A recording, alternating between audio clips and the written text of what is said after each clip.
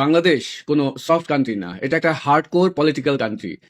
আপনি যদি এখানে তুলু করে কথা বলেন, সব জায়গায় নরম থাকেন, তাহলে অধিকাংশ মানুষই আপনাকে ভুল বুঝবে।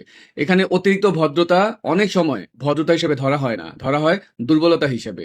কাজেই তারেক রহমান যদি লম্বা সময় ক্ষমতায় থাকতে চান, তাহলে তাকে শিখতে হবে কোথায় ভয়েস রেজ করতে হয়, কোথায় ভদ্রতা দেখাতে হয়, আর কোথায় ধমক দিতে হয়।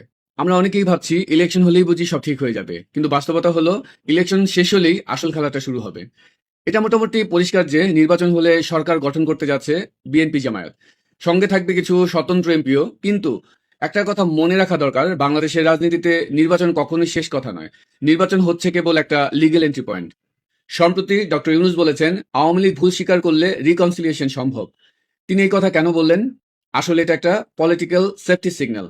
আসন্ন নির্বাচনের বৈধতা নিয়ে যে উদ্বেগ আছে, সেই জায়গা থেকেই তিনি এমন মন্তব্য করেছেন, যাতে ভবিষ্যতে বৈধতার প্রশ্ন উঠলে তিনি বলতে পারেন যে আমি তো তাদেরকে আসতে বলেছিলাম।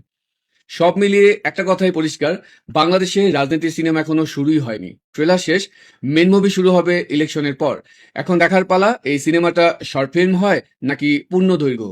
আর সবচেয়ে বড় কথা হচ্ছে, সিনেমাটা মানুষ দেখে কতক্ষণ।